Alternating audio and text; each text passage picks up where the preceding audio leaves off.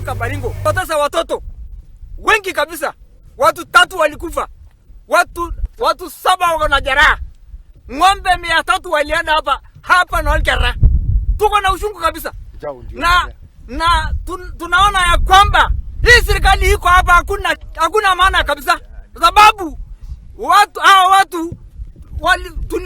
tuliulu kutoka pale wanaishi hii serikali kambi ya jeshi. Na hakuna hatujaiona mtu yeyote kutoka ya jeshi alikuja kutokoa.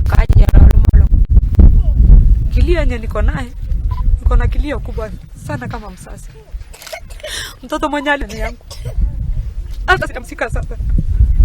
Sina ng'ombe na sina watoto. Hata bwana sina. Wali jirani yetu. Niuliza kwani mimi sio Mkenya? Hii waliletwa wakuja yetu na Pokot. Sasa mimi najiuliza mbona hao watu walikuja tu wakachukua ng'ombe? Hata ndege tuliona jana. Mbona hakuna mtu mwenye alimfuata kuulizia hiyo ndege ilikuwa ya wapi? Kweli ile vile tunaona kama jamii ya Ololmolo, kama jamii ya Wasamburu, tunaona shida kubwa sana na tunasikia uchungu kubwa sana. Kwa hivyo tunaomba serikali yetu tukufu, kuanzia mheshimiwa Ruto, President of Republic of Kenya,